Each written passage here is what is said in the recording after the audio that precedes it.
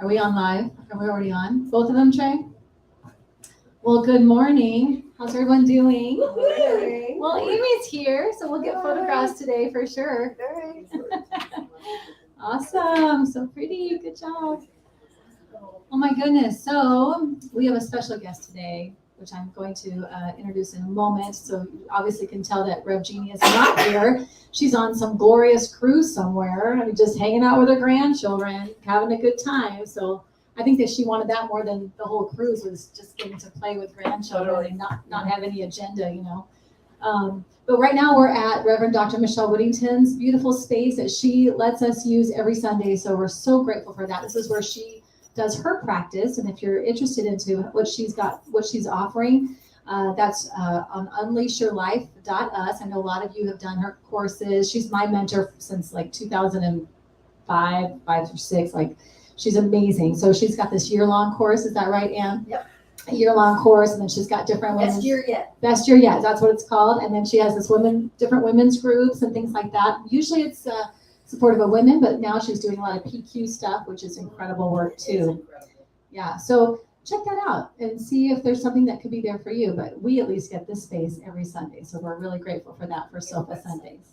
I did say the website, but I'll say it one more time: unleashyourlife.us. That's okay. I appreciate the feedback.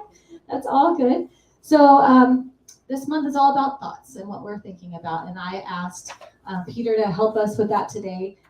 He's an entrepreneur, but one of the big things that I think is so going to help us with this today is that he has mentored and works with kids around like leadership development and things like that. He's a community leader, has the Gold Standard Institute, which is, if you go check out his Instagram page at the Peter Gold, is that right? Yes. Instagram at the Peter Gold. There's lots of videos on there, little clips around different ways that you should be thinking around these young people today and what they're dealing with and what they kind of all the different things that come against them being successful in life. So check that out and see what you think, and maybe follow him on Instagram. Is there anything you would add to that? What you feel it like?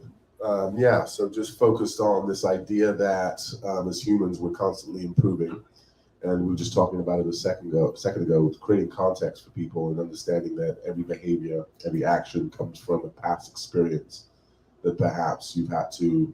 You talked about trauma or things that have been enlightening. Most of the time, trauma is ingrained through things that happen that are traumatic, right? So the enlightening, positive things that happen, I'm not sure if the continuum that aligns with that. I'm not sure it flows as well as you would like it to, as well as trauma does, right? So trying to find ways to create these positive moments in life and have those emotions and the recollection of those experiences reoccur, throughout that person's life, as opposed to trauma popping up in like the most obscene moments. Right. So, yeah, exactly. that kind of reflection. Yeah, and that's the work, is to working on that. And that's what our topic is today. Today I release regrets from yesterday. Because while we have these, and we're gonna have these, everybody's gonna have these. We were actually at breakfast this morning where the lady next to us said, I ordered something, what did I order, the chicken biscuit meal or whatever, and she said, excuse me, is that good? Because we kind of thought to get that, but we didn't get that. And then they're wondering, should we have gotten that, kind of a cute thing. And I was thinking that's kind of like this, like even these little simple, like, man, I wish I had done that, but I didn't do that. No, we're always, let's be present and move forward. But we'll get to that when we talk. Let's pray in. Let's begin with in, like we always do, and then we'll get to it.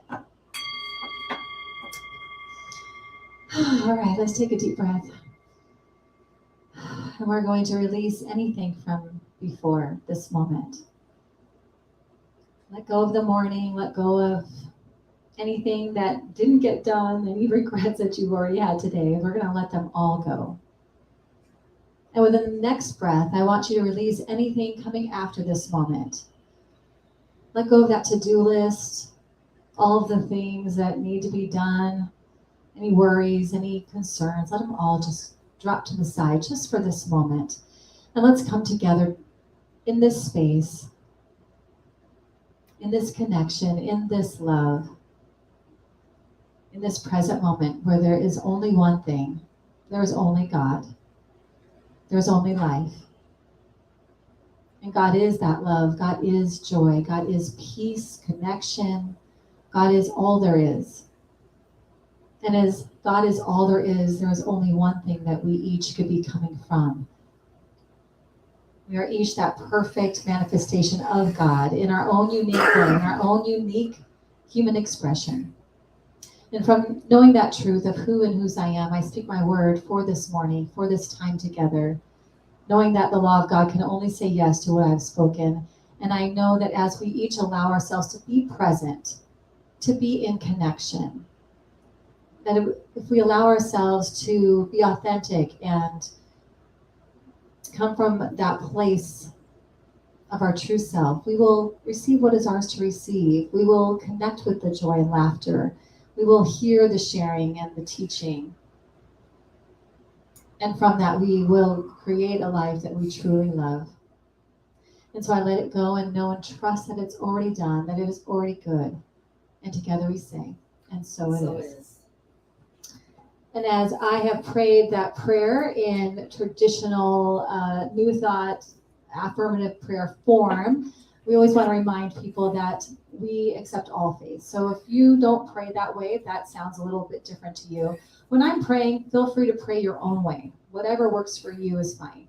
A lot of the things we talk about on the sofa are just basic truths that would work with any religion. And so we don't want to, have anybody be like, oh, you're a religious scientist, so I can't learn anything there. That's not true. We all can learn from each other. And so just if it's something needs to be a certain way for what you believe, do that for yourself, and then just be in the present moment with us. So let's start with a reading that sets the tone, and then we'll get to talking about the affirmation today of today I release regrets from yesterday. And this is from Reverend Dr. Jerry Trower, who is the president of Anton, of Affiliated New Thought Network. And this is the book that Anton released a couple of years ago.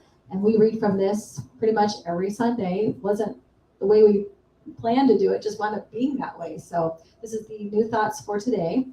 And this reading starts with a quote from Alan Cohen that says, there ain't no future in the past. Oh, I'm sorry. Thank you, Anne. Page 163. The title is Could Have, Should Have. So across the United States, the third Saturday in July in each year is recognized as Toss Away the Could Haves and Should Haves Day. It was created by author and motivational speaker Martha J. Ross Rogers to encourage everyone to let go of the past and live for the present. Thoughts about could have and should have sound to me like the feeling of regret. I have a dear family member who inevitably, after ordering a sandwich at a restaurant, will remark, I should have gotten whole wheat if she ordered a sandwich with sourdough, or I should have gotten white bread if she ordered rye. Unfortunately, in judgment, she also shares that concept with others. The problem with regret is that, unlike sending the sandwich back, I can't go back and redo whatever I did. Neither can anyone else. Spending time in regret and in the past in general keeps us from the joy of this moment. In every moment, I am doing the best I can. So is everyone else. I can recognize that if it wasn't what I expected, I can learn and embrace the lessons, forgive what needs to be forgiven when I am ready, and move on. Here's to the lusciousness of this moment, because there's always another sandwich. Today, I release regrets from yesterday and consciously make new choices. And as I said, that's from Reverend Dr. Jerry Trower, Religious Science, La Mesa, California. So as we look at this and we look at regrets, we talk a lot about staying present and moving from this present space, this present moment. And I have said that if we're moving from the past, or if we're moving, so like if I go into the past feelings, which are usually, I use child terms, that I feel sad, I feel mad, I feel bad, right? So it's like the child part of yourself, it gets triggered. Or if I move from the future, where I'm feeling worried or anxious or any of those futuristic moments, and then I make decisions and moves from there, I usually will say those are the wrong moves, because they're moves from a past that no longer exists and move from a future that I don't even know is going to happen.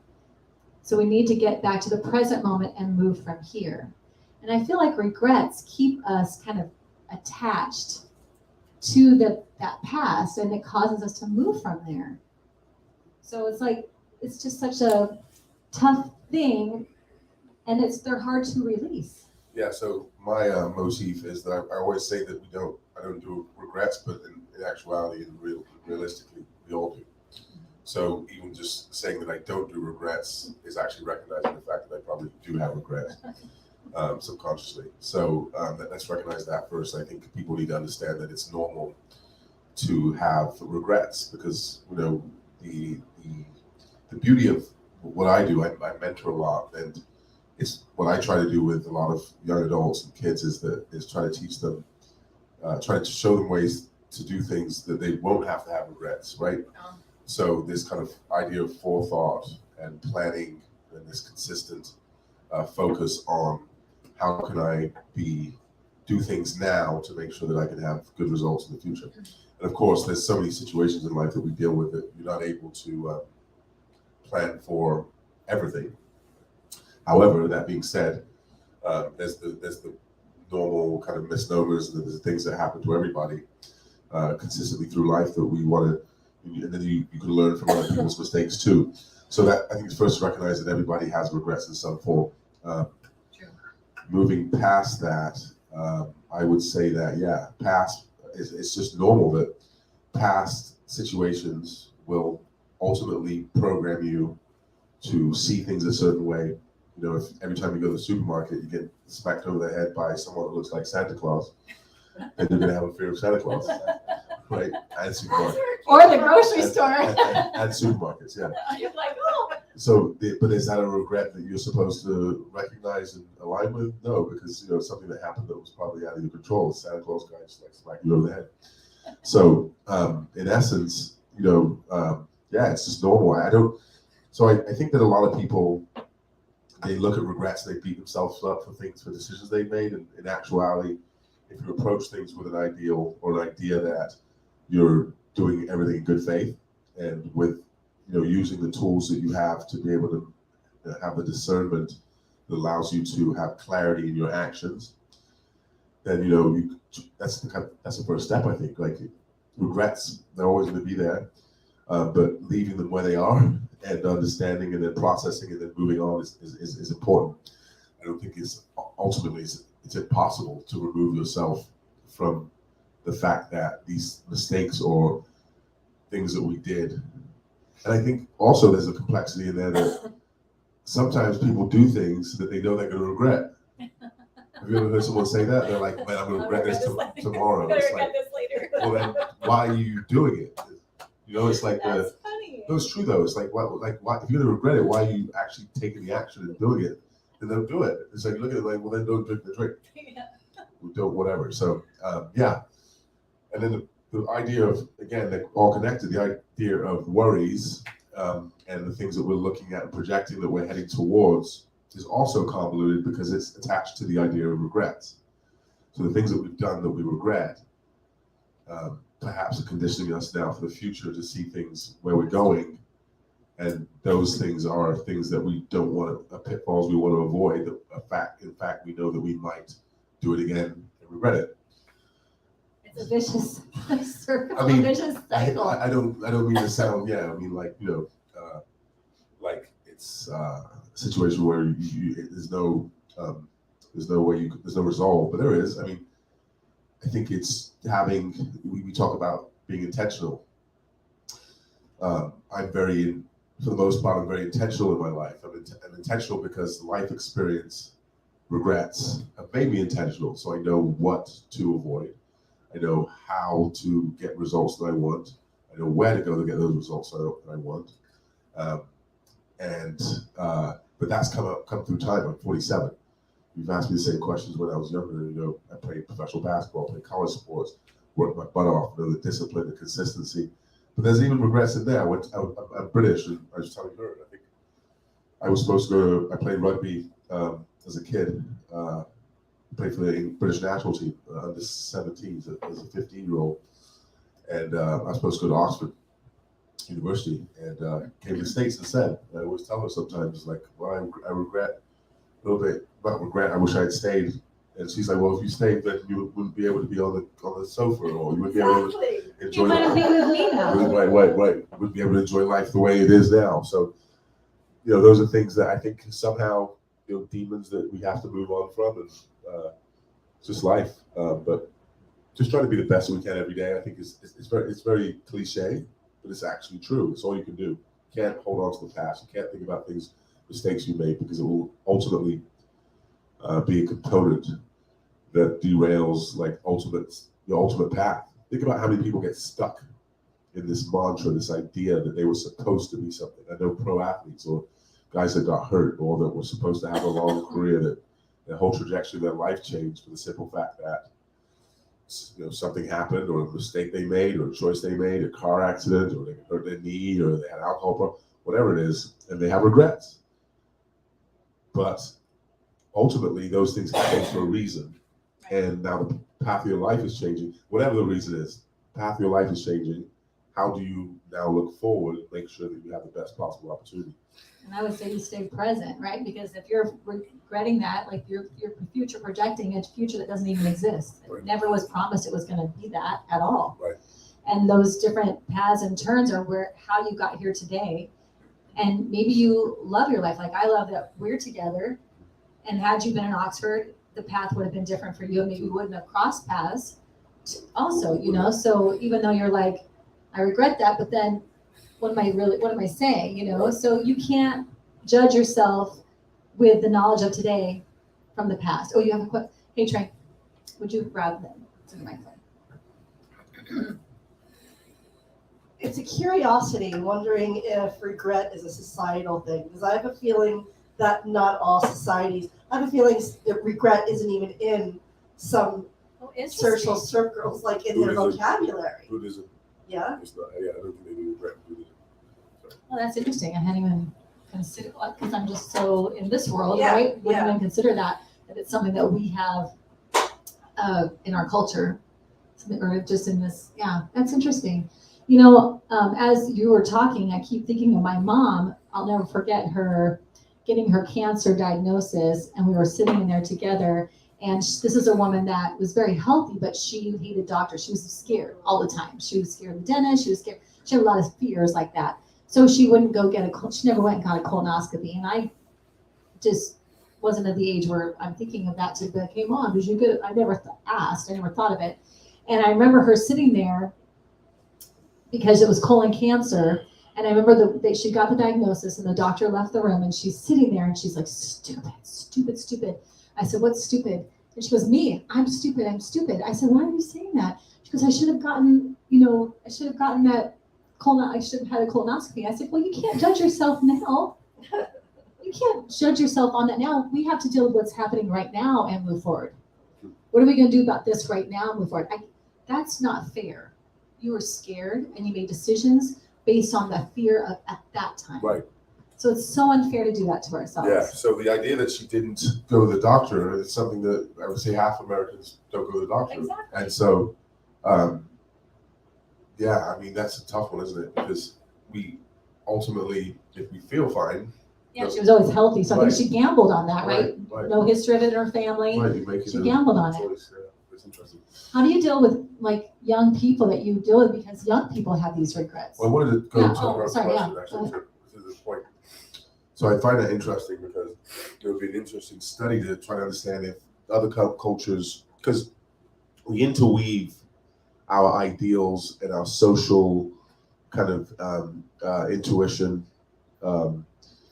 our spiritual intuition, and our kind of this idea that even our like this kind of cognitive presence that we have constantly, right? When we're looking at things, we evaluate, we see things one way.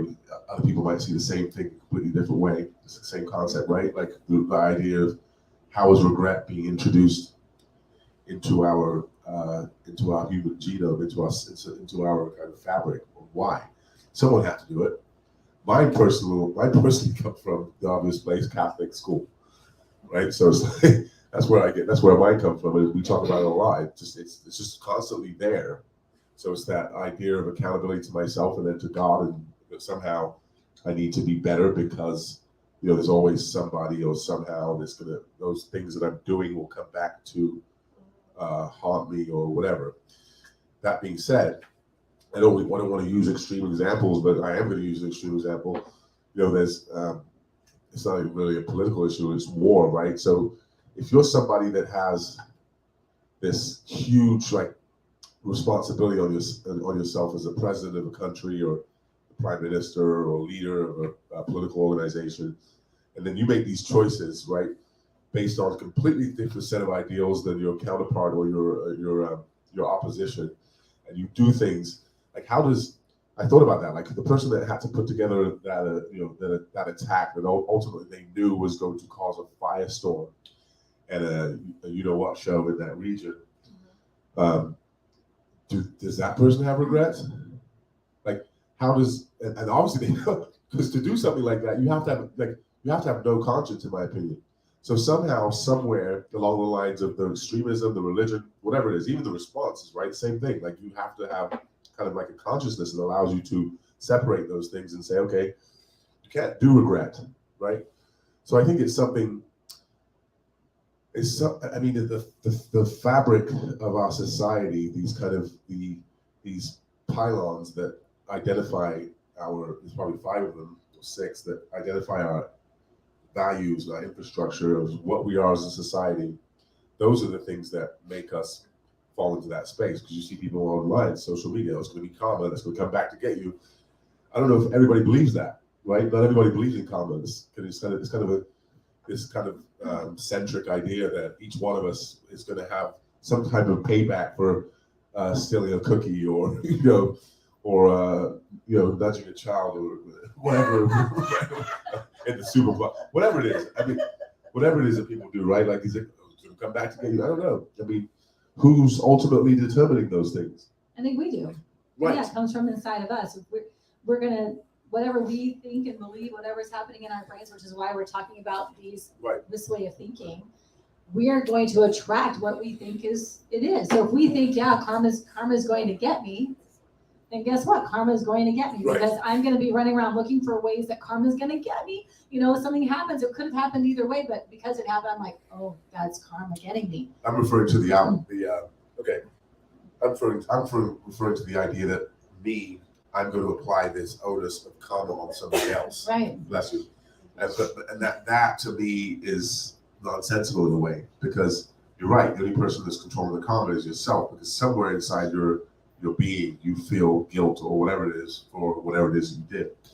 But I think we could look at someone else and say, oh, they're getting that karma Right. now. Like you might date somebody and they're bad to you, or whatever happens, and then they go on their way and they act like it's all good, but they lose their job. You're like, yep, that's what you get for treating me like that. But they don't even know that they're not thinking that way. That's, to them, it's just, they're not going, oh, it's because I hurt so and so. And it's good karma too. Right. That's true. I like Right. that something will be coming back to your head. Right. Right. Exactly. We want the good stuff. Right. So yeah, I like that idea, but we also have to consider that the person that's generating, I think the idea of negative karma, the person that's generating the energy that makes us listen. When you say if I know you for 10 years and I say, and in my behind closed doors you do something and I'm like, karma's going to get her. It's not because you did one thing. It's because something about you tells me that you need a fresh dose of karma for your general being, because you're not. I might consider you not the best person. And I'm like, well, karma's going to put it back into place, right? That's a consideration we make. We don't say it because somebody makes a bad mistake. We usually say it when someone's doing something malicious or without care or consideration for somebody else. And you're like, well, karma's going to get them because you think they deserve it. We hope karma gets them. We kind of hope, like, then it would be fair, right? Only fair. It's like it's an atonement, but to me it's somewhat disruptive for me personally when people say that, because I'm not sure I believe it, because I've watched people go through their whole lives, and then the only Don't seem to have any karma. right, and then no karma, and then the only consideration you can make at that point is when they pass, and not if you believe in kind of heaven and hell, then they're not going to go to the promised land or the good place, right? So I don't know. It's a tough one. It's really an interesting debate, and it's a healthy one to have, because it implies that we're paying attention to those parts of ourselves that require us to focus on to be better versions of ourselves, best versions of ourselves. And that's what we really want. We want to be aware of ourselves. Oh, Trey, Evie needs the mic.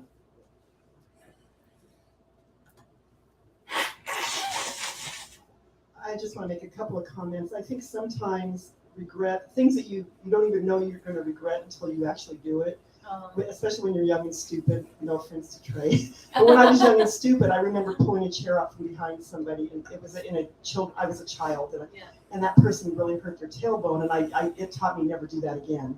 So I think sometimes they can be a learning experience, and the other aspect of it is the things that we may regret when we get older, like I should have saved more money, I should have enjoyed life more. We can use that to teach the younger people not to do it the way I did it. So it can be a learning experience too. And so I never had kids, but if I had kids, I would teach them more about saving money and enjoying life more than I did, because I regret that I didn't do that. So. And that's an interesting thought, because we think about that. Like, how many times have you seen, like, even on like in social media, somebody would post a letter of somebody who's on their last, days of life, and they wrote this letter, all their regrets, and do this, and all these like lessons to other people. And then I think to myself, yeah, that's great, but these other people, they're not going to do that, because they're going to live however they live. They're not going to take your lessons learned. It's frustrating sometimes, because you do want to pass that on. You're like, I can show you a way that's easier. It's like I was telling you that quote this morning by Eleanor Roosevelt, who said, yeah, you don't have to have manners. You can go through life without manners, but it would be a lot easier if you had manners, to go trying to get them to understand that. But instead they have to try it their way, and then they come out with that regret or that lesson learned. So it's frustrating sometimes you can. Some people are really, I was a child that was receptive to those teachings of my mother, like, have empathy, or notice, put yourself in that person's shoes. Now what would you do? Oh, okay. I would listen like that. But a lot of people, especially young people, they don't do that. And they have to learn it their own way. And it's hard to watch that. Like, okay, I'm telling you, I've done that already. But they still. You have a different nervous system. Different nervous system. What were you saying? I said sometimes you have to let them make their own mistakes and learn from their own mistakes. And it's hard.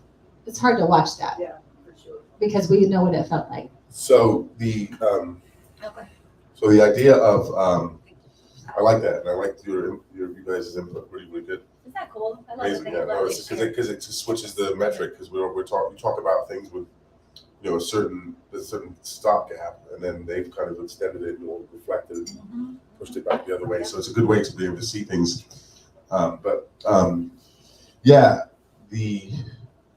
So that's where I think over time the mentorship thing becomes more strenuous for me personally. So the idea of mentoring a child or young adult is to do exactly that, right? Show them ways that they could do things the better way, the best way. But then, there's a value to also letting them fall on their faces and be like, like all three of my kids, my step boys, they're mixed kids. I came into their lives when they were toddlers. One 5, 7, and 11, I think, and then raised them, and they're all adults, successful, etc. But the most strenuous part of that whole thing I told her was like recalibrating them, because they hadn't had a male figure in their lives, and there was things I did while we recalibrating them that I'm sure that they remember as trauma, because I was pretty tough. I mean, I was tough. I made them stand outside and a nice home and all that, but like as punishments, things that would make them reflect and not do those things again. My youngest threw a rock into a group of kids doing cross country, hit a girl on the head. And I was like, why did you do it? It's like one of my friends dared me to do it. I was like, but he wasn't thinking. He didn't think it was going to hit anybody. He was just like, It's like pulling the chair out. You're not right. thinking. He wasn't Think thinking. the next I step. guarantee you won't do that again. Yeah. Right. He didn't do it again. This idea that sometimes there's value in letting people find avenues for regrets, because regrets, kind of these micro regrets, help to shape our lives, especially when you have moral conviction, and you have some kind of. This is what I worry about with kids today. I'll be honest with you, I say it all the time, is the idea of like having something you feared when you were younger ultimately will condition you to be a better person or to not do certain things. Not always, but this idea of that I was accountable to God, and Catholic Church created this moral balance for me that certain things I would never do because of that. But then you go to this completely different society where that's not existent, and you take the doppelganger of me, and they're in chaos or whatever, poverty, then they're going to do whatever it is. They don't have the same moral condition. You're going to rob, steal, whatever it is you need to do. So it's all, and I that takes me into kind of some other context, right? So we are products of our experiences. I really believe that. Like all the experiences we have in life condition us, and so. And I think that's something that a lot of people don't think about. Like if you grow up around abject poverty, you have to, scrape and fight for meals and food and money, and there's no jobs and there's no opportunity around you to feed your family or whatever it is. Then your circumstances are going to be completely different. We have luxuries in our society that people, I think, they just turn on the tap and have running water. I've been to the third world. I've been to African countries. I've been to Asia. I've seen abject poverty, like where the dead bodies in the street, they don't even have sanitation services to remove them, bloated because they've been there for 60 days, no one will touch. And and I don't know if if those people have the same set of regrets that we might, right? Or they don't see things the same way we do. And it's incredible because what we'll do as Americans is we'll go to those places and say, man, I can't believe they do this, so it's disgusting. And that's their reality. And they're humans like us. They're just in a whole completely different subset of experiences. Completely different thing. Right. And so it's such a tough, we see things and it's natural. We see things from our perspective. We analyze them from our perspective because we have these opportunities that create our perspective. And I think we're ultimately, things we do deal with, while challenging, it's relative, I get it. But, it's interesting to think, especially if you travel. Have you guys traveled at all across the world? Yeah, so if you have, then you start to see things a little different. Not negative, not better or worse, it's just different because you start to see other, and it can be an omen sometimes because you have, sometimes I wish I wouldn't have had so much to compare things to or align with because it's like, it's a lot, it's overwhelming. Sometimes I wish I just stayed in one place. But I had the blessing to travel and it's all great. And you see things that I wouldn't ultimately have thought existed. I mean, so even there, it's like, well, I could have those things. And then maybe if I had stayed, I would have a life this way. And so it's like, it's really, really interesting. It does shape you. I mean, these things I think of every day, but they're not really regrets, but they are. Kind of the whole thing. Right. Well, and it's like this card to me says, today I release regrets from the past. Not that I won't have them, but release or hold Just on. don't hang on to them. Right. Like And invest. exactly. There regrets, to your point, what you said a little bit ago about the regrets that we're going to have them, but if they're to redirect you, if they move you in a better place, like if you pull a chair out from somebody, you throw a rock and it hits somebody, you're like, not doing that again. So it doesn't have to haunt you for the rest of your life that you're a horrible person. You did something that hurt somebody. Like it doesn't have, release that piece of it, but go, I'm not doing that again. I learned it and I'll move this way now. It's going to change the course, So I think that's the real thinking around it, is that we don't want it to be debilitating. I don't want it to be operating underneath everything I'm trying to do in my life, undermining me without my knowledge. So I'd rather release that, take the lesson, and make sure I don't repeat those things, and then move forward while I'm trying to create what I really want out of my life. And those experiences that we have, our reaction is what makes them that experience. So the things happen, and you and I might have a completely different reaction to it. So I might move this way, and you might move that way, but it's the same thing that has happened. The experience is on me, how I'm reacting, what the experience is for me, and that's coming from my thinking. That's coming from what I'm allowing myself to think about it.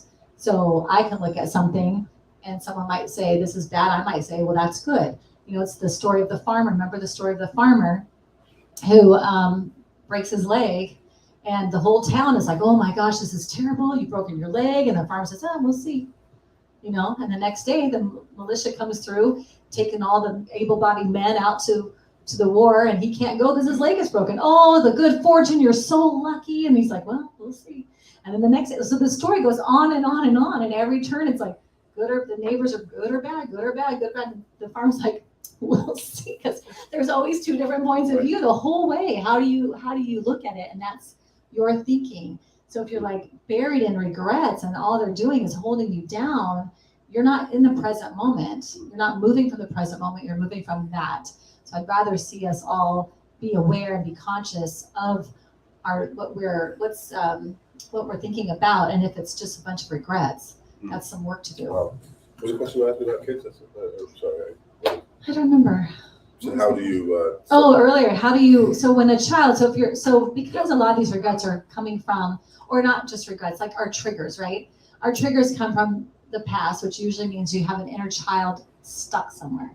So when you're a kid and something happens to you, traumatic to you, it doesn't have to be like some horrific experience. It was something emotional that happened to you as a child. And sometimes they're minor and sometimes they're yucky, but there's a pin there, like a kind of pin stuck there. And now as an adult, I'm 54 and I'm navigating my life and someone triggers that child back there with the pin in it. And now that 4-year-old is who's in charge.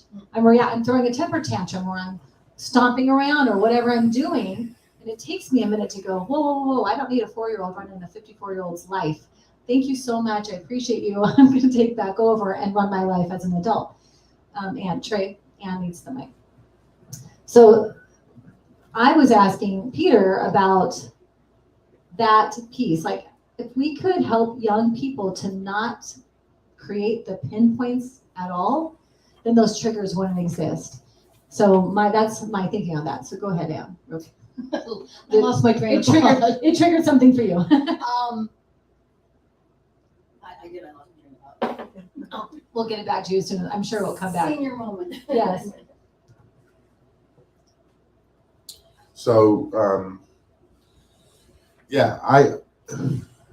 so kids are unique because I was using the analogy yesterday. I was at the restaurant and I was talking with a lady, excuse me, and she's a kindergarten teacher. And one of the things I wouldn't have known, I was the dean of students, vice principal for a school last year, and I wouldn't know this if I hadn't been on campus.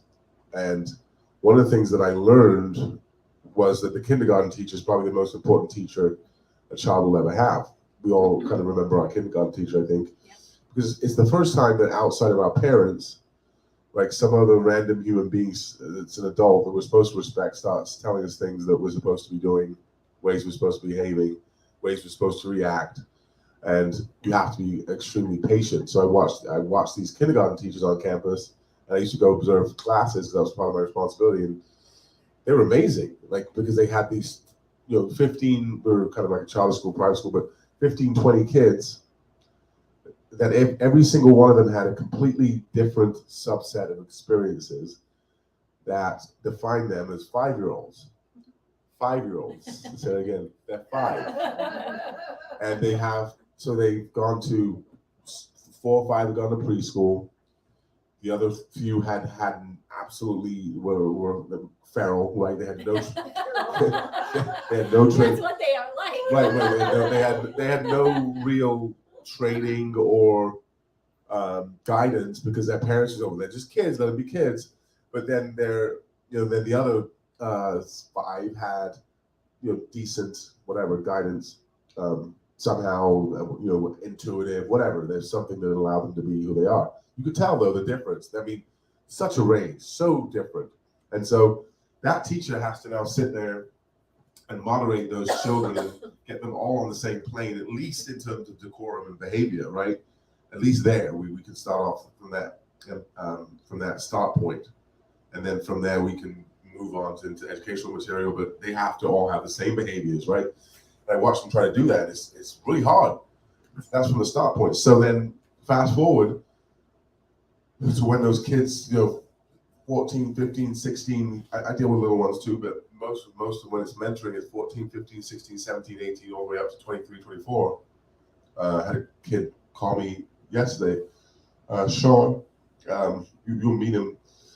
The kids I met at Hillstone, 2 young black kids that I mentor that, try to get into corporate America, and I sit and I just talk to them, and they'll sit and have regrets, because they didn't listen to someone that told them something, or they didn't understand why they told them something. And I said, you're not supposed to understand why they told you something until you go through something that allows you to understand why they told you that, right? And they're like, and so they're going through things that they're understanding why people Why have now? told them why Yeah, now, why they're now? 24, 25, trying to do certain things, and they don't understand, why people. So that being said, I just think that, more now than ever before, and this is the reason I put myself in this position, because I see these, and I hate to keep focusing on that demographic, but it's young, African American kids, often for me, that I end up mentoring, that haven't had the guidance. They haven't had people tell them these things that I'm telling them, and then they're like, okay, that makes sense now, and then they avoid pitfalls hopefully avoid pitfalls, or they have at least the consciousness to be able to recognize that,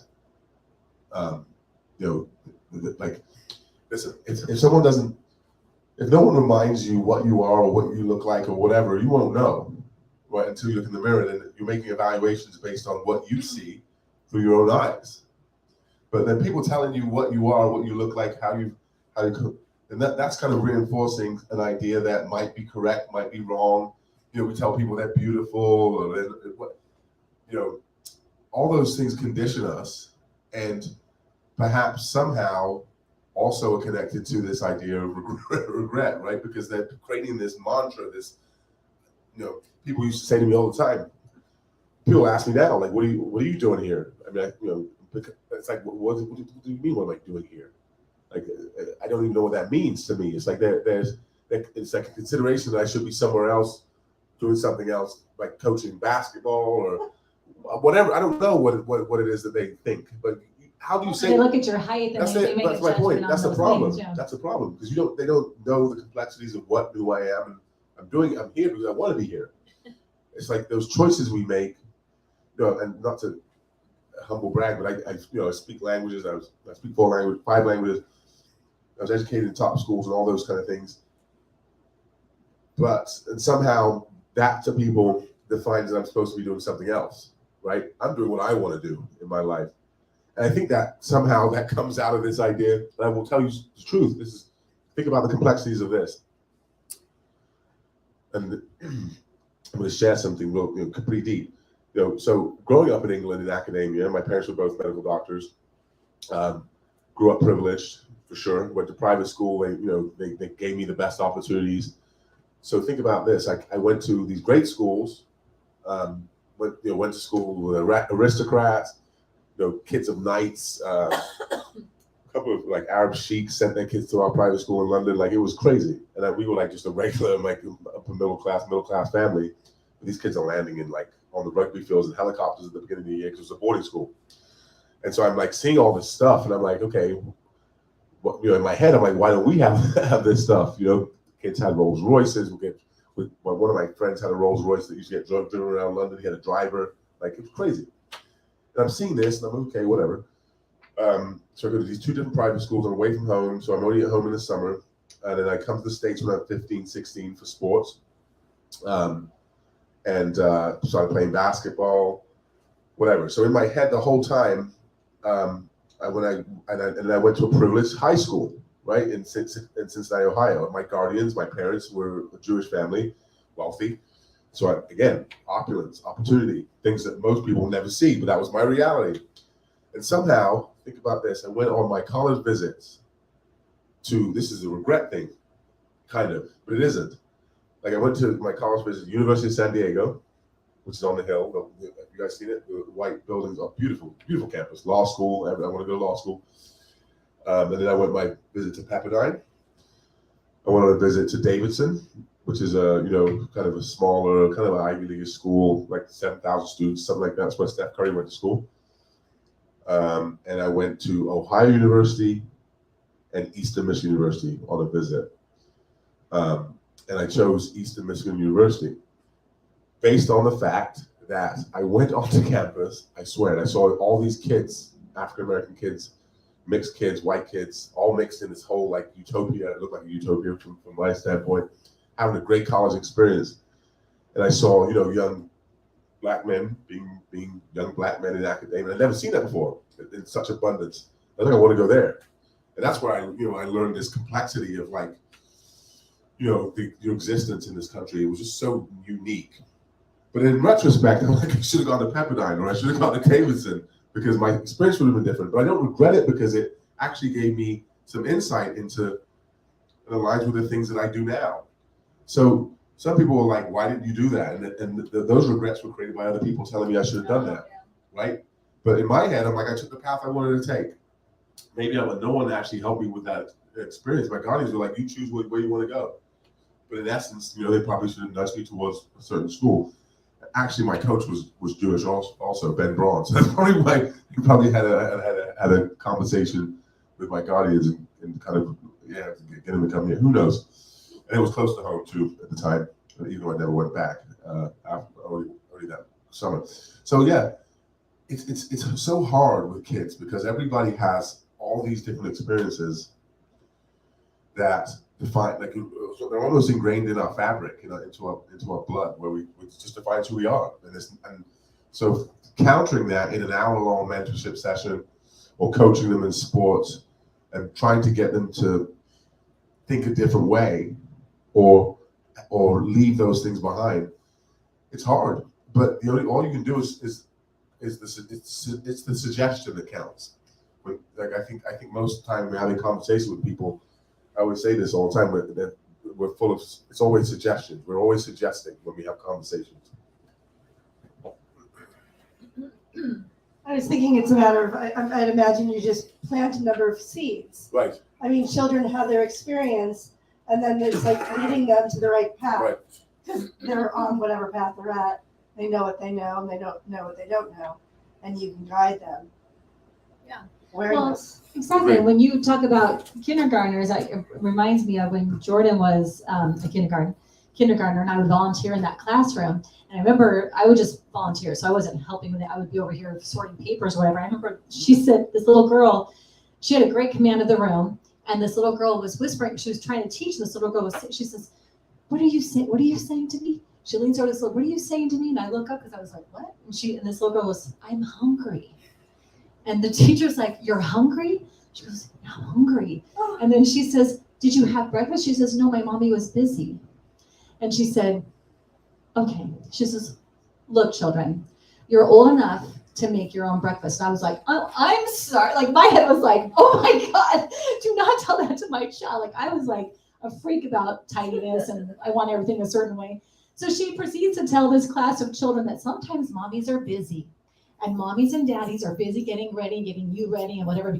It's when you are old enough to go in there and get out the bread and get out some peanut butter and make yourself a sandwich. And I was having a heart attack that she's telling my son he could make something in the kitchen. I was like, oh my God, 5. Wow. So we get back to the house, and of course the next morning he's like, "Mommy, my teacher said I could make my own breakfast this morning." I'm like, "Jordan, no, that's for moms that can't do that." She was saying that because the girl's mom couldn't, and I'm going to make your breakfast, whatever. And then I saw his face. So she had set something in him. Right. Empowered him. Yes. And I saw his face and I thought, "Oh my gosh, Michelle, what is wrong with you?" So there's some jelly on the counter. Like, so there's a mess. You'll teach him to clean it up.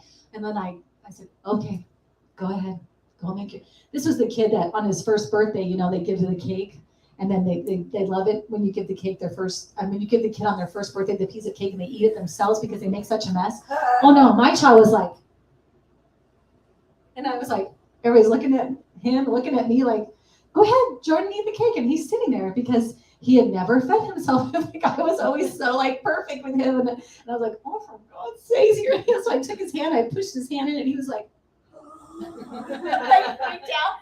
And then I put his hand in his mouth so he could taste it. He was like, "Oh my God." Then he started. But I was like, what am I doing to this guy? I wanted everything so perfect all the time. I didn't even let him experience things. So I recognized that in this moment that this teacher had told him something. And now he's got a different frame of reference. Like, oh, I can do this and I'm going to go for it. I'm going to try it. And I had to let him do it. And he did a darn good job. And then he cleaned it up. So, there's these experiences that we have that people set for us. You should be able to do that. You should do this or you should do that. Yeah, we're setting a bunch of shoulds on everybody. And it's interesting how those can change your course pretty quickly. Because had she never done that, I probably would have been making his food for him. It changed the whole course of our lives. I was like, you know how to do that? Oh my God, now you can do this. He was making my breakfast before he was in like the next grade. He was making both of our breakfasts in the morning. It was amazing. He started doing all his own things. It just shifted the expectation, you know, and what he felt like he could do. So I wanted to ask, ma'am, what's your name? Abby. Evie. You alluded to something which I think is really interesting. As Americans, like, you know, you have these regrets. As Americans, we're told, you know, constantly, like, we're implored almost to spend and enjoy, right? And very few people talk about, like, our kind of older years. They don't. No one's. I don't know if we're catered. If they're catered. If you're catered to when it comes to like creating this idea of what that phase of life is supposed to look like. In fact, I can even say that as we get older, the more we become, when we should be celebrated, the more we become obsolete because people look at us like, you know, even kids will say, "Oh, shut up, you're old." Well, the alternative is you die. Yeah, right. Like, oh, you don't know what you're talking about. Yo, what? You get there. There's a reason you're there, right? So that's something to be commended. Because there's so many ways. Let's be real. There's so many ways to not be here Right. that it's actually to be commended. But my question will be, if you're to talk to your younger self, without the regrets per se, but what is it that can form that idea or that expectation in younger people to get to that point? Because I'd imagine that there was points where you were younger, you're like, well, maybe I should save this, but you spent it instead, or you went and did things that you perhaps wouldn't have done now. But then, so is it a real regret, or were those years enjoyed? No, there was. Drink. Oh, drink. I would say no. I was raised in the whole thing about what are you doing here really hits home for me because I've had people say to me, including my grandfather who put me through college, so I felt an obligation to do what he wanted me to do as a career. And so when I decided I did not want to be a CPA, which made a decent amount of money, and I wanted to change to be a librarian, he said, you're making the wrong decision. So to me, my image of him was he would sit in his counting house throwing money up in the air, letting it rain on him, and he would talk about, I wish I could win the lottery when he had all the money he ever needed. So I think I started to rebel a little bit about it, and So I didn't spend on myself. I spent on other people, Right. and because Yeah, right. it was like buying friendship or whatever. Oh, yeah. And then I had a lot of medical bills and that sort of thing. So, but I hate that thing about what are you doing here? You could have been anything. You could have been anything, because it's like. People, regardless of what they realize, people put certain careers on a higher level than other careers. Right. You know, the person that cleans the toilet to me is just as valuable as the Yes, person who's up here 100%. making $100 million. 100%. But that's not how society views it. So I could have been up here and I was kind of here, and I got that pounded into me constantly, and it drove me crazy. Right. So I'll speak to that. Is this for me? So all these, and this is where I was going before I lost my train of thought. When I taught myself out of things by myself, right, debating myself. So this is where I was going, was that I had all these experiences,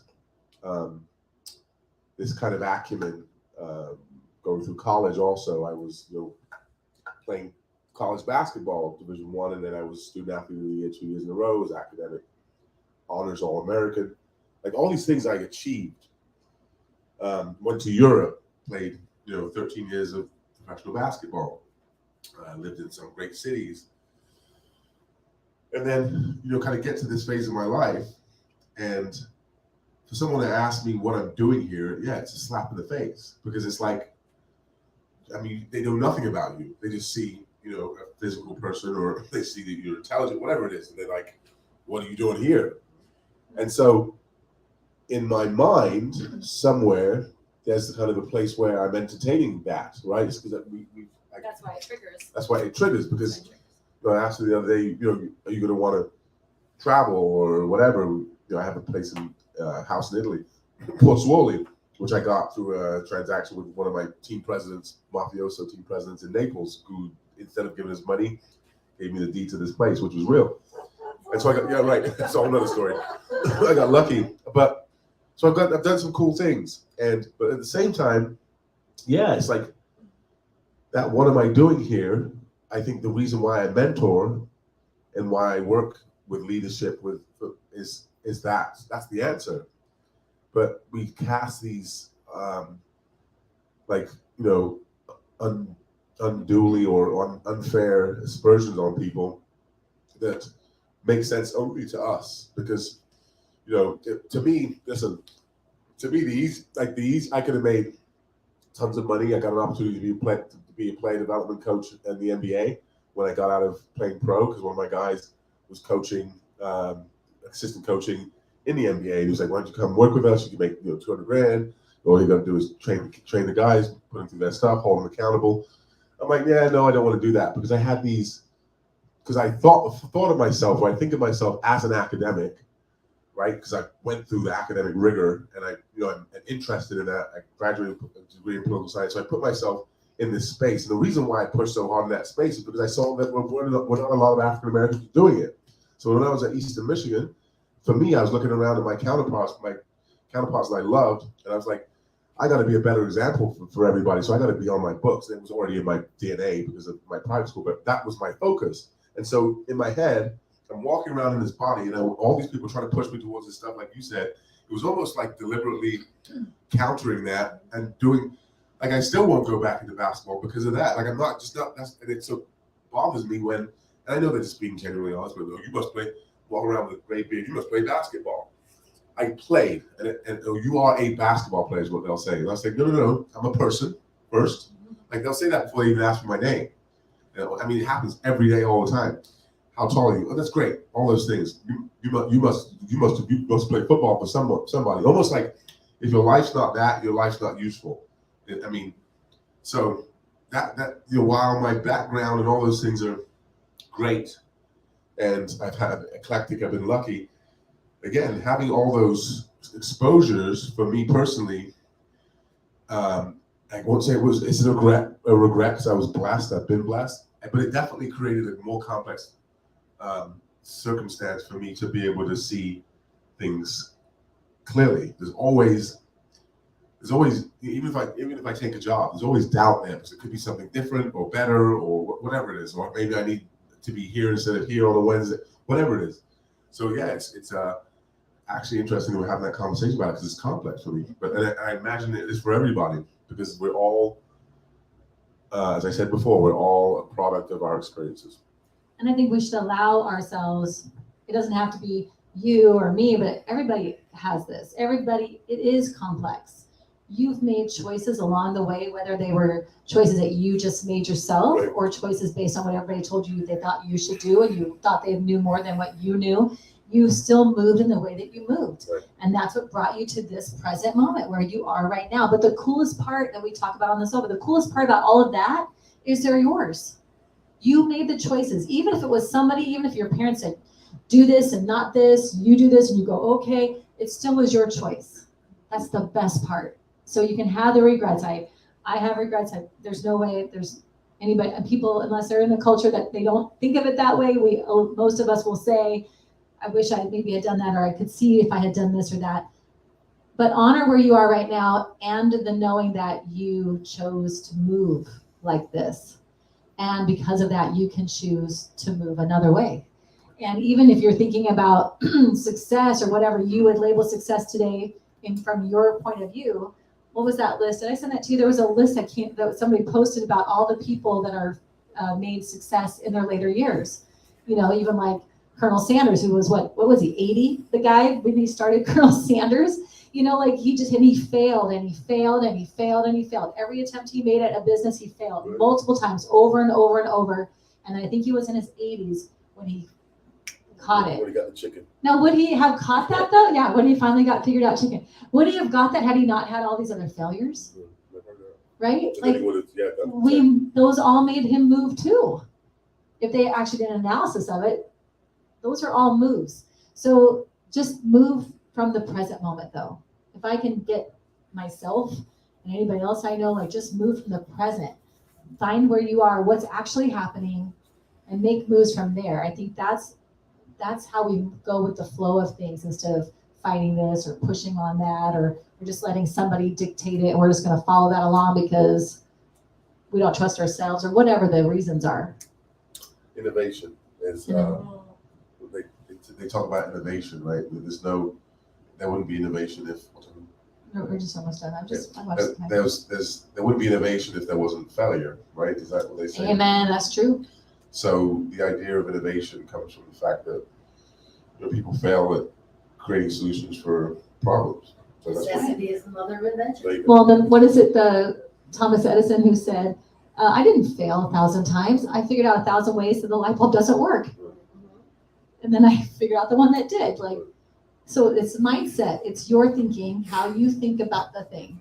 How do you think about the regret? Is it the horrible thing? I'm going to beat myself about it for the rest of my life. I can never. Or is it a lesson learned? I'm going to make some good out of it. I'm going to move it forward. I'm going to help somebody else understand it so they don't need to do it. And I'm going to release myself from the ugly part of it and move forward with it. So that's the whole piece of that. That's what this card means. If you recognize that you have regrets that are kind of, burdening you, holding you down, keeping you in the past and not allowing you to come from the present, you got to release those. You got to let them go and move forward from it. The power of, this has been great for me because it just kind of solidifies this idea that the power of our consciousness is so important. The things that we have ingrained in us, the idea, the opportunity to conversate and kind of, your answer was really interesting. Your insights have all been interesting because it's, again, I would never have learned these things if I wasn't sitting here and having these conversations with you. The fact that you answered my question the way you answered it was really, really unique because in my mind, I'm considering something else. Because I think about my youth and how I'm very generous and I've spent and bought, done all these things that maybe, I've done well, but there's regrets there. And in my mind, I'm thinking something else. And you're like, well, I chose a profession based on, countering your father, right? Grandfather. Really interesting. So without you giving me that insight, I would never have thought of things that way and known it was a possibility. But where I'm thinking is on my experiences. So applying those naturally to you, I'm thinking, well, maybe it was this or that. It was neither of those things. It was something different. So conversation, I think, at the end of all this is really important. I think getting people, one of my favorite things to do is, is getting people together that just are different and having people just sit and talk and hang out at an event or a party or whatever, because it's so valuable. You don't get anything of our human experiences without it. Some people call me an enigma because I'm just different, but I'm not. You go to England, you'll find a bunch of people that are like me. It's just the environment. U.S. is one place, England's another. It's just everybody's just different, and there's a beauty in that. And when I was younger, I was misunderstood and called weird or whatever because I was an academic. I used to go to class. My teammates weren't doing that. It's how I did those things because I was made to do it. Perhaps if I didn't have the upbringing, I would have been a delinquent. Who knows? I showed traits of it before my mom sent me to private school. I was, go to the corner store and steal like candy bars and things like that when I was 6 or 7, and then they sent me away because she was like, "Well, I can't deal with this." So, and it fixed something. Who knows, right? So, it's like life is every one of our experiences. I wish I could be there to give guidance to every single kid on earth, right? Or at least in the States. Maybe one day I'll be able to, but I think we don't do a good enough job as a society helping to give balance and guidance to all of our kids. We need to be better at that, in my opinion. Yeah, I love that. Well, and that's why we set up the sofa this way so that everybody does communicate Right. back and forth, because oftentimes we'll be going one way and then one of you all will say something that's like, oh, well, let's talk about that, and then the whole conversation shifts and it's so powerful. Awesome. So we want that interaction because we all are coming from our own place, and it does help us to learn from each other Right. and create the life we love. And that's the whole goal, is to be at that awareness, because we are the creator of our own little worlds here. And then that's power. We have power in that. Right. So thank you for Absolutely. Thank you for having me. Yeah. appreciate it. absolutely. I'm going to pray us I enjoyed out, and then we'll be done for this episode. All right. Whew. Yes, some deep breaths.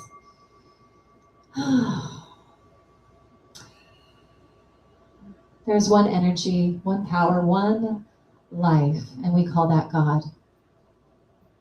God is that connection. God is that conversation. God is the sharing, the love, the laughter, the peace and the knowing. And as I am recognizing what God is, I also recognize what each of us are. We are each the child of the one. We are each the manifestation, the perfect creation. We are each God moving through us in a special, unique way that is our experience. And from that place, I speak my word into the law, which only says yes. And I'm knowing that from that place, from allowing, from receiving, from all of us being present in that moment, we have taken what is ours to receive. We have moved the needle forward in our lives from the awarenesses we've shared this morning. And I'm so grateful for that. And I also bless Reverend Jeannie and her family on their cruise and what they're doing, knowing that she is safe. They are all safe coming home, and we'll see her next week on the sofa.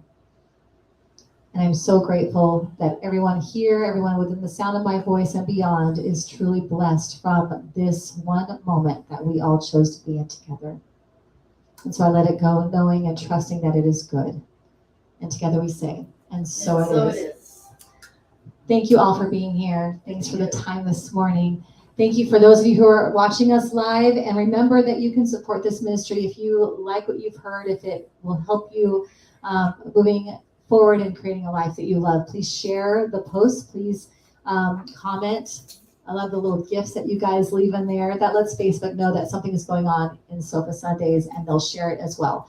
So please feel free to share and come visit us too. We're here at 7220 North 16th Street every Sunday starting at 11:11. See you all next time. Bye guys. I know, right? What's your website? The Gold Step. Oh, and the website, Gold Standard. The Gold Standard. Institute.